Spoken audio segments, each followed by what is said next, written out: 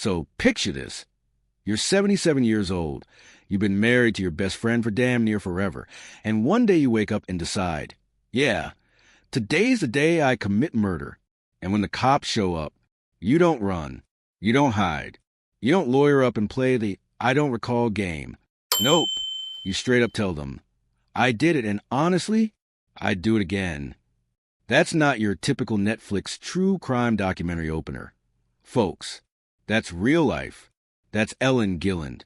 And buckle up, because this story is about to take you on a roller coaster through love, loss, desperation, and one of the most controversial crimes you'll ever hear about. Ellen Gilland walked into her husband Jerry's hospital room on January 21st, 2023, with a gun in her purse and a plan in her heart. 3 hours later, Jerry was dead, Ellen was in handcuffs, and the entire internet couldn't decide if she was a cold-blooded killer or a heartbroken wife who did what love demanded. This isn't just about one woman and one decision. This is about 10 absolutely mind-blowing aspects of a case that forces us to ask the hardest questions. Where does love end and crime begin? When does mercy become murder? And what the hell would you do if the person you loved most was suffering with no hope of recovery? I'm about to break down the 10 most shocking, heart-wrenching, and legally fascinating elements of Ellen Gilland's story. And trust me, by the end of this, you're going to have opinions. Strong ones. So smash that like button if you're ready for a true crime story that's equal parts devastating and legally bonkers, and let's dive in. The marriage that lasted longer than most people's entire lives. Ellen and Jerry Gilland weren't some fly-by-night couple who met on Tinder and decided to get matching tattoos after 3 dates. These two were the real deal. They'd been married for over 50 years. 50 years. That's longer than some countries have existed. That's longer than the internet. That's longer than your attention span when your mom starts telling stories about her co-workers you've never met. Think about what 50 years of marriage actually means. That's 50 Christmases, 50 birthdays, 50 anniversaries where you have to pretend you're excited about another piece of jewelry you'll wear exactly once. That's thousands of dinners together, thousands of conversations, thousands of mundane Tuesday nights watching Wheel of Fortune, and arguing about whether Vanna White is aged or if she's actually a vampire. That's a lifetime of inside jokes, shared memories, private moments that nobody else will ever understand. Jerry and Ellen weren't just married, they were fused. The kind of couple where one person starts a sentence and the other finishes it, where they can communicate entire conversations with just a look across a crowded room. The kind of partnership where till death do us part wasn't just wedding vow boilerplate. It was a promise they both took deadly seriously. And I do mean deadly. By all accounts from family, friends, and neighbors, they were inseparable. Jerry was Ellen's world. Ellen was Jerry's everything. They were that couple that makes single people simultaneously hopeful about finding love and also super annoyed because nobody can compete with that level of devotion. They weathered every storm life threw at them. Financial struggles, health scares, family drama, the introduction of New Coke, and came out stronger every single time. But here's the thing about love that Disney movies conveniently leave out. Sometimes the strength of your love is measured not by how you live together, but by how you face death together. And for Ellen and Jerry, facing death together meant something very different than it does for most couples who drift peacefully into that good night, holding hands in adjacent hospital beds. Their decades-long love story was about to take a turn that would make Romeo and Juliet look like a light-hearted rom-com. But wait, because if you think a 50-year marriage automatically explains what happened next, you're in for a plot twist that'll make your head spin faster than Jerry's hospital room did when things went sideways. January 2023.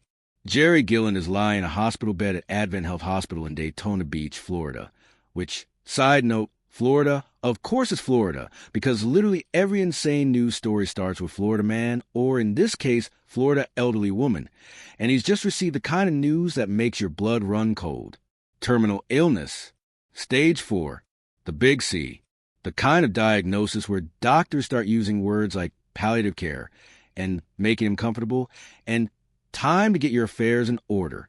Now, we need to talk about what terminal illness actually means, because it's not like the movies where someone coughs delicately into a handkerchief and then gives a beautiful death speech with perfect makeup. Terminal illness is brutal. It's pain that morphine can barely touch. It's watching your body betray you in the most undignified ways possible. It's losing your independence, your dignity, your ability to do basic human functions without help. It's being so exhausted that keeping your eyes open feels like running a marathon. It's drowning in medical debt, while simultaneously drowning in fluid your body can't process anymore. Jerry wasn't just sick. Jerry was dying, slowly, painfully, and with complete certainty.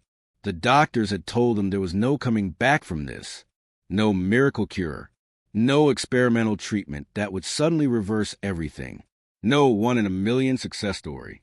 This was end of the line, and everyone knew it. The only question was how long it would take and how much suffering Jerry would endure before his body finally gave up the fight. For Ellen, watching the love of her life deteriorate wasn't just heartbreaking. It was torture. Imagine watching your person, your partner of 5 decades, the man who knows how you take your coffee and which side of the bed you sleep on, and exactly how to make you laugh when you're in the worst mood, slowly fade away. Imagine holding his hand and feeling get weaker every day.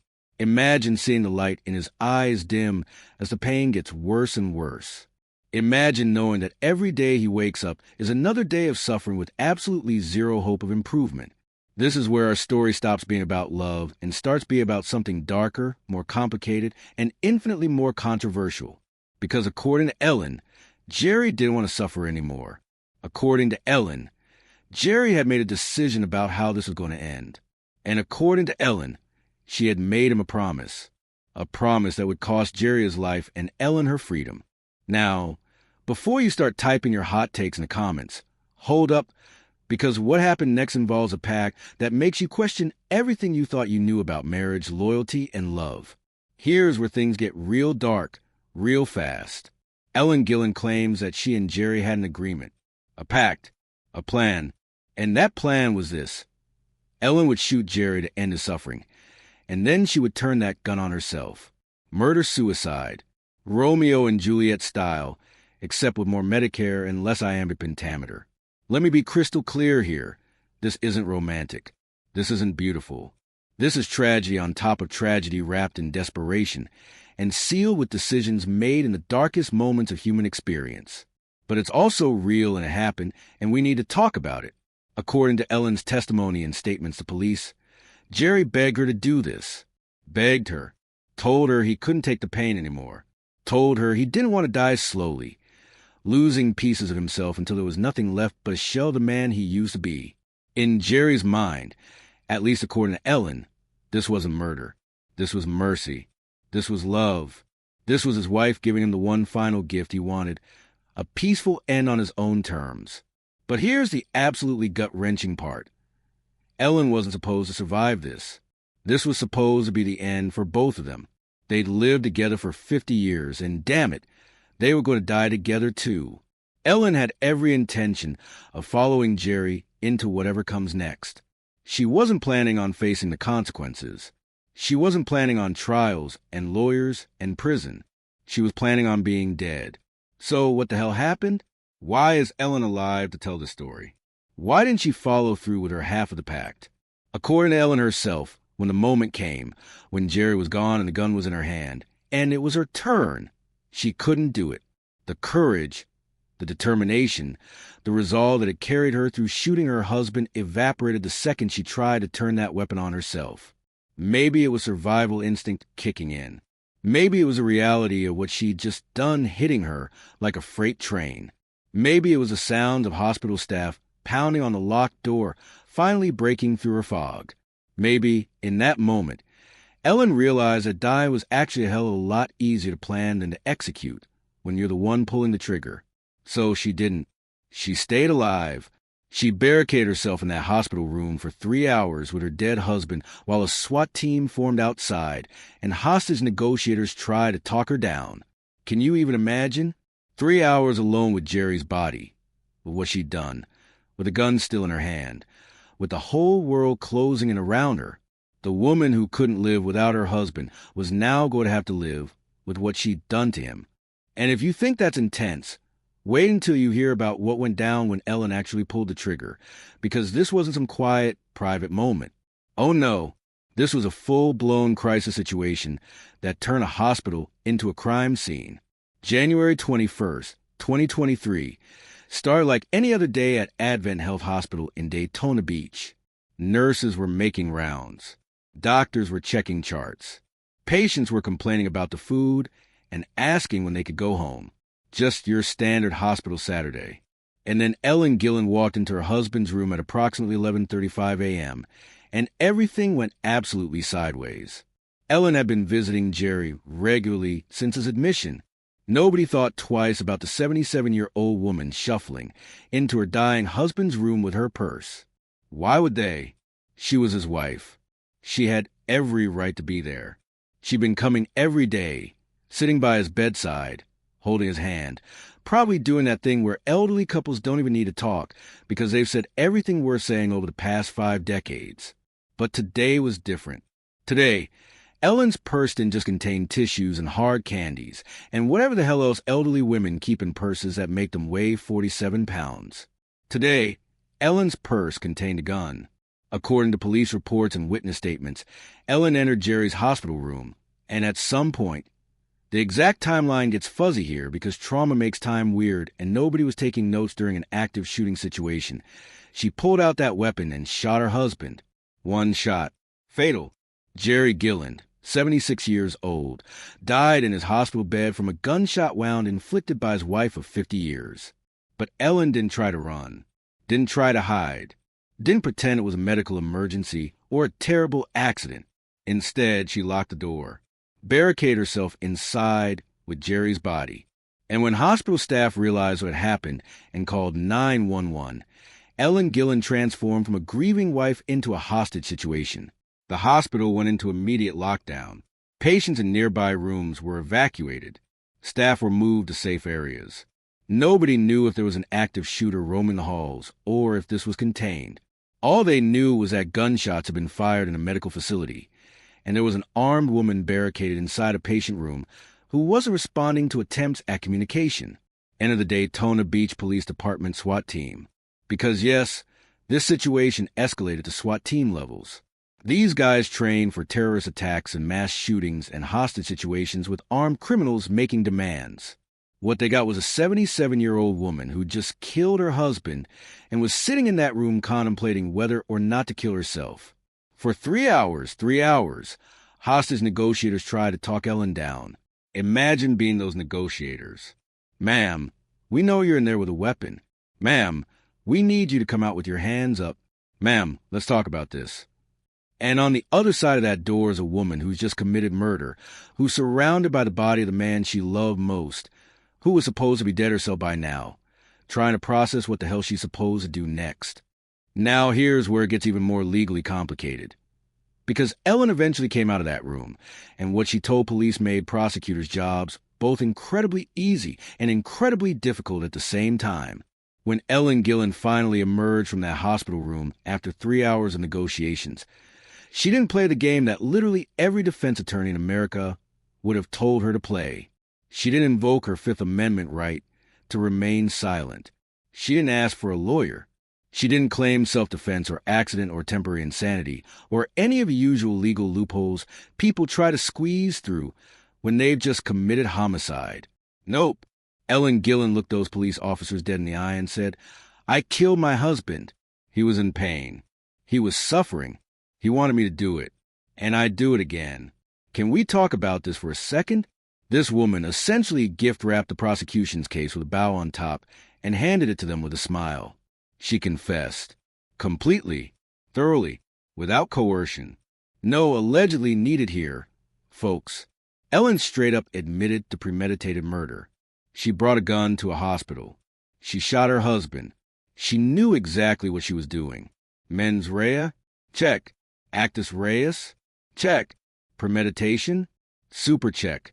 For prosecutors, this should have been the easiest slam-dunk case of their careers. They had a confession. They had physical evidence. They had witnesses. They had motive, means, and opportunity all tied up with a neat little bow. This wasn't a whodunit. This was a she did it, told us that, and also she did it again. But here's where things get messy, because the American legal system might be black and white on paper, but in practice, it's 50 shades of gray, and Ellen Gilland's case was about to paint the entire courtroom in complicated moral questions that made everyone involved deeply uncomfortable.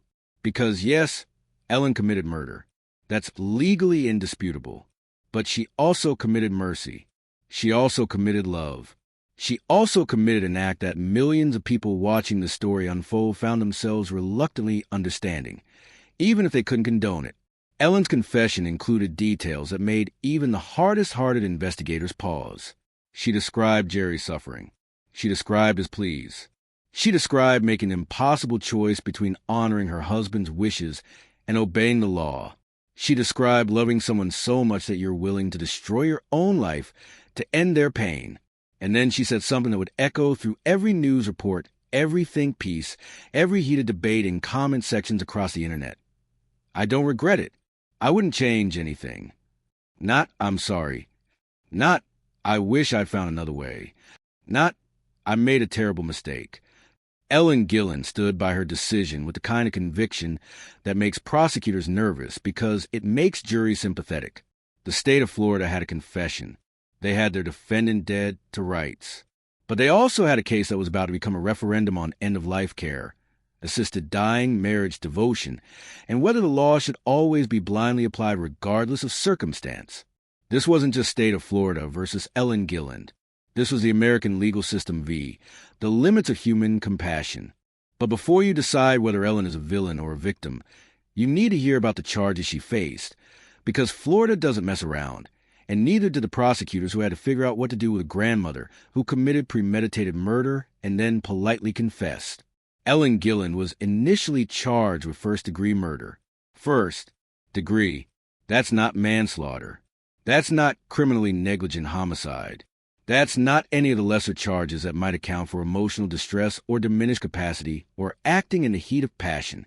First-degree murder is the big one. You planned this, you executed it, and you're a danger to society charge. In Florida, first-degree murder carries some pretty spectacular consequences. And by spectacular, I mean absolutely terrible. We're talking mandatory life in prison without the possibility of parole. And in some cases, the death penalty is on the table. Now, realistically, nobody was actually going to execute a 77-year-old woman who killed her terminally ill husband as an act of mercy. But the fact that the charge could theoretically carry that penalty shows just how seriously Florida takes premeditated homicide. Let's break down what first-degree murder actually requires, because it's not just you killed someone on purpose. It requires premeditation, meaning you thought about it in advance, you planned it, you made a conscious decision to end someone's life. It requires deliberation, meaning you had time to actually reflect on your decision, and you went ahead with it anyway. And it requires malice aforethought, meaning you had the intent to kill or cause serious harm. Ellen hit every single one of those elements. She brought a gun to the hospital. That's planning. She had discussed this with Jerry allegedly days or weeks in advance. That's premeditation. She locked the door and barricaded herself inside. That's deliberation. She aimed and fired. That's intent. From a purely legal standpoint, this was textbook first-degree murder. But here's where the legal system crashed headfirst into more reality.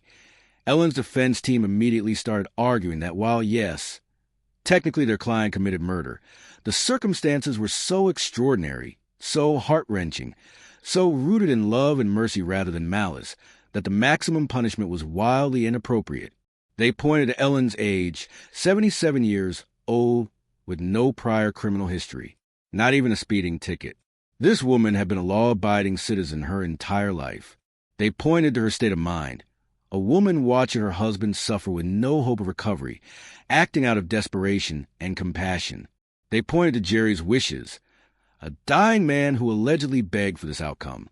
They pointed to the fact that Ellen had planned to die alongside Jerry, meaning she wasn't trying to get away with murder. She was trying to die with him. The prosecution countered with the most obvious argument. You can't just kill people because they're suffering, even if they ask you to. We have laws against that. Those laws exist for a reason. If we start making exceptions for mercy killings, Where does it end? Who gets to decide when someone's suffering is bad enough to justify murder? What's to stop people from abusing that exception? And most importantly, we only have Ellen's word that Jerry actually wanted this. Jerry's not here to confirm the story. Dead men don't testify. It's a fair point, and it's exactly why assisted dying laws, where they exist, require extensive documentation, multiple witnesses, psychological evaluations, waiting periods, and physician involvement. Ellen and Jerry didn't follow any of those protocols because, well, those protocols don't exist in Florida for non-terminal patients seeking to end their lives. So we got a woman who committed a clear act of premeditated murder, prosecutors who have to uphold the law regardless of their personal feelings, defense attorneys fighting for compassion over punishment, and a legal system that wasn't designed to handle cases where love and crime are so impossibly entangled. And just when you think this case can't get more complicated, wait until you hear about the plea deal that shocked absolutely everyone following this story. After months of legal wrangling, psychiatric evaluations, pretrial motions, and probably enough billable attorney hours to fund a small country, Ellen Gilland's case finally reached a resolution. But not through a trial, through a plea deal. And that plea deal made approximately 50% of people following this case furious, and the other 50% cautiously satisfied. In November 2023, Ellen Gilland pleaded guilty to manslaughter with a firearm, not first-degree murder. Manslaughter. That's a massive downgrade in terms of both the severity of the charge and the potential consequences. She was sentenced to time served plus probation. Let me repeat that. Time served. Ellen Gilland spent several months in jail awaiting trial, and that was considered sufficient punishment for ending her husband's life. She walked out of that courtroom a free woman. Well, free-ish, because she'd be on probation, but she wasn't going to die in prison. She wasn't going to spend the rest of her elderly years in a cell. She was going home. The internet lost IT's mind. One camp was absolutely furious. She murdered someone. She brought a gun to a hospital and shot a man. It doesn't matter if he was her husband. It doesn't matter if he was sick. Murder is murder. This sets a terrifying precedent. What's to stop other people from killing their elderly relatives and claiming it was mercy? These folks saw Ellen as a murderer who got away with murder because she was elderly, white, and had a sympathetic story. The other camp was cautiously relieved. This was an act of love in impossible circumstances. Ellen was never a danger to society. Locking up a 77-year-old widow who acted out of compassion serves no purpose. She's already living with the consequences of what she did. She lost her husband. She'll carry this guilt forever. The legal system showed appropriate mercy.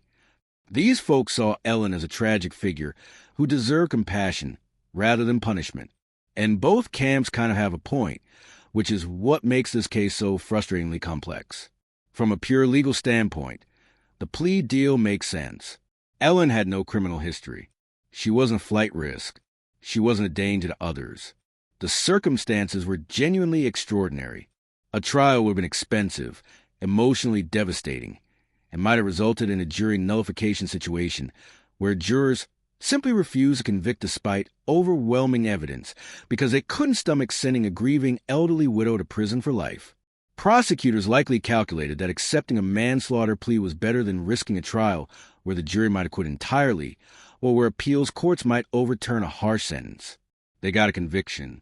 They got an admission of guilt. They got justice, just not the maximum possible justice. But from a moral and societal standpoint, the questions remain. Did Ellen Gilland get away with murder? Does being elderly and sympathetic mean you can kill someone and walk free? What message does this send about the value of human life, about the sanctity of laws against homicide, about the limits of compassion? There's no easy answer. There's no answer that makes everyone happy. There's just Ellen Gilland, free, but forever marked by what she did, and the rest of us left to grapple with what this case means for how we think about love, death, mercy, and justice. Now, if you think the legal outcome is the most controversial part of this story, buckle up, because Ellen's public statements after her sentencing sparked a whole new firestorm of debate. So Ellen Gilland is out of jail, right? She's accepted the plea deal. She's been sentenced. The legal proceedings are over. Most people in her situation would lay low, Maybe issue a brief statement through their lawyer expressing remorse and asking for privacy. You know, the standard, "I've learned from this experience, and I'm moving forward" line that doesn't actually say anything but makes people feel better. But Ellen doubled down. Hard. In interviews with media outlets, Ellen made it abundantly clear that despite the legal consequences, despite the public scrutiny, despite everything she'd been through, she stood by her decision. She told reporters that if she could go back in time, she wouldn't change what she did. She said Jerry was an unbearable pain. She said he begged her to help him. She said honoring his wishes was more important than preserving her own freedom or reputation. "I'd do it again," she said, multiple times, in multiple interviews, with zero hesitation. The audacity, the absolute audacity. This woman just finished navigating the legal system for killing her husband, narrowly avoided spending the rest of her life in prison, and her response is essentially, "Yeah, I'd commit the exact same crime again given the same circumstances." From a legal strategy standpoint, this is bonkers. From a public relations standpoint, this is a nightmare. But from Ellen's perspective, this is integrity. Because here's the thing. Ellen Gilland doesn't see herself as a murderer. She sees herself as a wife who kept her promise. A partner who showed up when things got impossibly hard. A woman who loved her husband so much that she was willing to sacrifice her own freedom, her own reputation, her own future to end his suffering. Is that delusional? Is that beautiful? Is that both? Honestly, I don't know. And I don't think anyone following this case really knows either. The "I'd do it again" statement essentially invalidates one of the key elements that usually makes people sympathetic to criminal defendants: remorse. Our justice system is built partly on the idea of rehabilitation. We want people to acknowledge they did wrong, show genuine regret, demonstrate they've learned from their mistakes, and commit to not reoffending. That's how redemption narratives work. Ellen offers none of that. She's not sorry. She doesn't regret it. She believes she did the right thing. She's essentially telling the world that if put in the same situation tomorrow, she'd bring that gun. She'd pull that trigger, and she'd accept the consequences all over again. For people who saw Ellen as a sympathetic figure, this statement was uncomfortable. It's one thing to understand why someone committed a crime in a moment of extreme duress. It's another thing entirely when that person tells you they'd happily commit that crime again. Suddenly the narrative shifts from tragic mistake made in impossible circumstances to person who believes they have the right to end someone's life regardless of what the law says. For people who saw Ellen as a murderer who got off easy, this statement was validation. "See," they said, "she's not remorseful. She's dangerous. She literally just admitted she'd kill again. This is exactly why she should have gotten a harsher sentence." And for Ellen herself, this statement was her final act of devotion to Jerry. She wasn't going to dishonor his memory or their decision by pretending she regretted it to make other people comfortable. She wasn't going to participate in a redemption narrative that required her to say their love story ended in tragedy. From her perspective, their love story ended exactly how Jerry wanted to end, and she was going to defend that choice no matter what anyone else thought. But Ellen's story raises questions way bigger than just one case. Questions about how we deal with death in America and whether our laws match our values. Let's get into the assisted dying debate that Ellen's case reignited. Ellen Gilland's case forced America to have a conversation it's been avoiding for decades. What rights do terminally ill people have to determine when and how they die? And what responsibilities do their loved ones have when someone they care about is suffering without hope of recovery? Currently, only a handful of states have death with dignity laws, medical aid in dying statutes that allow terminally ill patients to request medication to end their lives under very specific circumstances. Oregon, Washington, Montana, Vermont, California, Colorado, Hawaii, New Jersey, Maine, and New Mexico all have some version of these laws. Washington, D.C. does too. That's it. That's the list. In these states, if you're terminally ill with less than 6 months to live, mentally competent, and able to self-administer medication, you can request a prescription that will end your life peacefully. But there are mountains of requirements. Multiple doctors have to confirm your diagnosis and prognosis. You have to make multiple requests separated by waiting periods. You have to be evaluated for depression or other mental health conditions that might be impairing your judgment. You have to be physically capable of taking the medication yourself. Nobody can help you, not even your spouse. Florida? Florida is not one of these states. Florida doesn't have death with dignity laws. Florida doesn't allow physician-assisted death. In Florida, if you're terminally ill and suffering, your legal options are endure it until you die naturally or enter hospice care, where you'll be kept comfortable with palliative care until you die naturally. That's it. So what was Jerry Gilland supposed to do? He was dying. He was suffering. He wanted out. But the state said, sorry, not your choice. The medical establishment said, we'll keep you comfortable-ish, but you don't get to decide when this ends. And Jerry, allegedly, turned to the only person he could trust to help him, his wife. This is where Ellen's case becomes less about one woman's crime and more about whether our laws are working the way they should. Because Ellen didn't wake up one day and decide to become a killer. She was put in an impossible situation by a system that prioritizes extending life at all costs over respecting individual autonomy and dignity at the end of life. Supporters of death with dignity laws point to Ellen's case as exhibit A for why these laws need to exist nationwide. If Jerry had lived in Oregon, he could have legally requested medication to end his life. Doctors would have evaluated him. Multiple safeguards would have ensured he was making an informed decision. Ellen wouldn't have had to become a criminal to honor her husband's wishes. Jerry would have died peacefully, legally, and with dignity. Opponents of death with dignity laws point to Ellen's case as exhibit A for why we should be very careful about making it easier to end lives. They argue that Jerry might have been depressed, that pain might have been clouding his judgment, that maybe with better palliative care, he wouldn't have wanted to die. They worry about vulnerable populations being coerced into choosing death to avoid being a burden. They worry about the message it sends about the value of disabled and elderly lives. Both sides have valid concerns. Both sides are arguing from places of genuine compassion. They just disagree on how that compassion should manifest. What Ellen's case proves is that our current system isn't working. When a 77-year-old woman with no criminal history feels compelled to bring a gun into a hospital to end her husband's suffering, something has gone very, very wrong. Either our end-of-life care is so inadequate that dying patients are desperate for alternatives, or our death with dignity laws are so restrictive that people who need them can't access them, or both. And speaking of things going very wrong, let's talk about the healthcare system that left Jerry Gilland die in a hospital with apparently no good options for managing his suffering, because this case is also an indictment of how we treat terminally ill patients in America. Here's an uncomfortable question that Ellen Gilland's case forces us to ask. If Jerry Gilland was being properly treated for his pain and suffering, would Ellen have felt the need to shoot him? According to Ellen's statements, Jerry was in unbearable pain. He was suffering. He couldn't take it anymore. He wanted out. But here's the thing. We have incredible pain management tools available in modern medicine. We have opioids that can manage even severe cancer pain. We have palliative care specialists whose entire job is keeping terminally ill patients comfortable. We have hospice care that focuses on quality of life and dignity at the end of life rather than aggressive treatment. So, why was Jerry suffering so badly that death seemed like the only relief? Maybe his pain wasn't being adequately managed. Maybe his doctors weren't prescribing strong enough medication. Maybe insurance wasn't covering the level of palliative care he needed.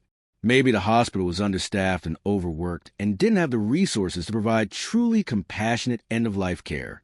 Maybe Jerry and Ellen didn't fully understand what options were available to them. Maybe they asked for better pain management and were told no. We don't know.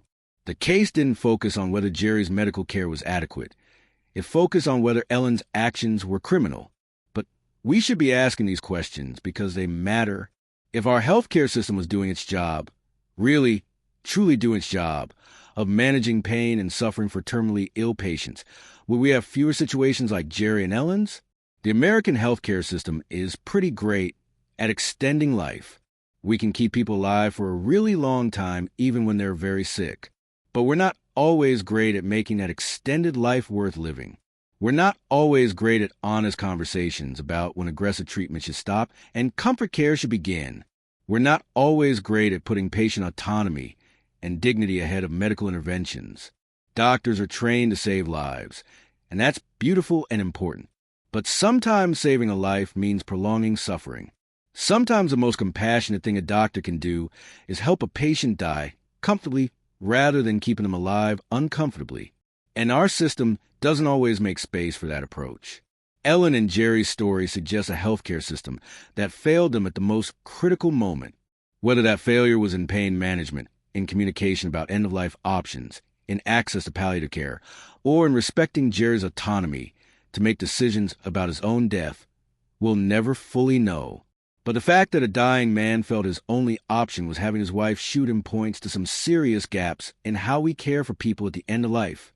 Now, let's address the elephant in the room, or really the question probably nagging at you this whole video. What if Ellen is lying? What if Jerry never actually asked for this? All right, we need to talk about something that makes everyone uncomfortable, but it's important. What if Ellen's version of events isn't entirely accurate? Here's the brutal reality of this case. Jerry Gilland is dead. He can't tell his side of the story. He can't confirm or deny that he begged Ellen to kill him. He can't verify that they had a murder-suicide pact. He can't testify that he was in unbearable pain and that death was his choice. We only have Ellen's word for all of this.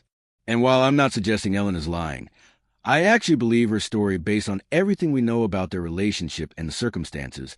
We have to acknowledge that we're taking the word of a woman who committed homicide about whether that homicide was justified. That's a problem from an evidentiary standpoint. This is one of the biggest challenges with mercy-killing cases. The person who could provide the most important testimony is dead. Prosecutors are left trying to prove intent and state of mind for someone who can't speak. Defense attorneys are left building their entire case around their client's claims about what the victim wanted, with no way to corroborate those claims beyond circumstantial evidence. What if Jerry was suffering but didn't actually want to die? What if Ellen made that decision for him based on her perception of his suffering rather than his explicit wishes? What if there was a miscommunication? What if Jerry said something in a moment of severe pain that Ellen interpreted as a request for death, but he didn't actually mean it literally? What if, and this is the darkest possibility, Ellen killed Jerry not as an act of mercy, but as an act of something else? What if she couldn't handle watching him suffer and made a decision to end that suffering for her own sake rather than his? What if she was exhausted from caregiving and saw death as a solution for both of them? I don't actually believe that's what happened. Everything about Ellen's actions suggests a woman who loved her husband deeply and was acting on what she believed he wanted. But the point is, we can't know for certain. And that uncertainty is exactly why we have laws against taking human life, even when the person killing claims it was requested. This is why states with death with dignity laws require such extensive documentation and oversight. Oregon's law requires that requests be made in writing, witnessed, and repeated over time specifically to ensure that this really is what the patient wants, and that they're not being coerced or influenced by someone else's agenda. Ellen and Jerry didn't follow any of those protocols because they couldn't. Those protocols don't exist in Florida. So we're left with Ellen's testimony, circumstantial evidence about their relationship, and a whole lot of uncomfortable uncertainty about what Jerry truly wanted. Does this mean Ellen is a murderer who killed an unwilling victim? Almost certainly not. Does this mean we should be very, very careful about accepting mercy killing as justified even when the person who did it seems sympathetic and claims it was requested? Absolutely yes. All right, we're coming down the home stretch here, but before we wrap this up, let's talk about what Ellen's life looks like now, because the legal case might be over, but Ellen's story is far from finished. So Ellen Gilland is out. She served her time. She completed her legal obligations. She's technically free. But what does free actually mean for a woman who killed her husband, became internationally infamous, and told the world she'd do it all again? Ellen is currently living under probation restrictions. She can't just do whatever she wants. She has check-ins with a probation officer. She has conditions she has to follow. She's being monitored to ensure she's not a danger to herself or others. For a 77-year-old woman who spent her entire life as a law-abiding citizen, this level of supervision and restriction is probably pretty jarring. But beyond the legal restrictions, consider the emotional reality of Ellen's life now. She's alone. Jerry is gone. The man she spent 50 years with, the man she loved enough to risk everything for, the man she shot to end his suffering. He's dead. Ellen gets to live, but she has to live without her partner. That was always part of the plan, except it wasn't. The plan was that she'd be dead too. The plan was that they'd go together. The plan was that she wouldn't have to face life alone after everything that happened. Instead, Ellen is facing exactly that. She's widowed. She's infamous. She's a convicted felon. She's the subject of countless think pieces and debates. She's that woman who killed her husband. That's her identity now, whether she wants it or not. Some family members have reportedly stood by her, understanding that she acted out of love even if they can't fully condone what she did. Others have presumably distanced themselves, because no matter how sympathetic the circumstances, it's hard to maintain a close relationship with someone who committed homicide. Ellen's community response has been mixed. Some neighbors and friends see her as a tragic figure deserving of compassion. Others see her as a killer who got away with murder. Some won't make eye contact. Others drop off casseroles and ask if she needs anything. It's the weird liminal space of being both villain and victim simultaneously. Does Ellen regret what she did? By her own admission, no. But does she regret surviving when she was supposed to die alongside Jerry? Does she regret the isolation and notoriety? Does she lie awake at night second-guessing everything? We don't know, because Ellen isn't doing a lot of press tours talking about her feelings. What we do know is that Ellen Gilland committed an act that she believed was loving and merciful, and now she has to live with the consequences of that act for however many years she has left. She doesn't get Jerry. She doesn't get her old life back. She doesn't get anonymity. She gets to be a living reminder of the complicated intersections between love, death, law, and morality. Is that justice? Is that mercy? Is that punishment? Honestly, it's probably all three. So after all of that, after 10 deep dives into every aspect of Ellen Gilland's case, what the hell are we supposed to do with this information? Let me tie this all together with some final thoughts. We've gone through 10 aspects of Ellen Gilland's case, and if you're feeling emotionally exhausted and confused about how you feel, good. That means you're paying attention. Because this case doesn't have easy answers. It doesn't have a clear moral lesson. It doesn't fit neatly into justice served or miscarriage of justice categories. What Ellen's story teaches us is that human beings are complicated. Love is complicated. Death is complicated. And laws, which are written to handle general situations, sometimes struggle when faced with the specific, messy, heartbreaking reality of individual lives. Ellen Gilland is not a monster. She's also not a hero. She's a woman who loved her husband so much that she was willing to become a criminal for him. Whether that's beautiful or horrifying depends entirely on your perspective on autonomy, mercy, suffering, and the role of law in the most intimate moments of human life. This case forces us to grapple with questions we'd rather avoid. What would you do if the person you loved most was suffering with no hope of recovery? Would you honor their wishes even if it meant breaking the law? Where's the line between mercy and murder? Who gets to decide when a life is no longer worth living? And perhaps most importantly, what kind of society do we want to be when it comes to death and dying? I don't have answers to those questions. Ellen Gilland's case doesn't provide answers. What it provides is a starting point for conversations we need to be having about end-of-life care, death with dignity laws, healthcare access, patient autonomy, and the limits of compassion versus the necessity of law. Maybe Ellen's case will inspire lawmakers to expand death with dignity protections. Maybe it will inspire better palliative care standards. Maybe it will inspire families to have harder conversations about end-of-life wishes before crisis situations arise. Or maybe it'll just be another true crime story that people debate on the internet for a while before moving on to the next shocking case. But for Ellen and Jerry Gilland, this was their love story. This was how 5 decades of partnership ended. This was the choice they made, or at least a choice Ellen claims they made together.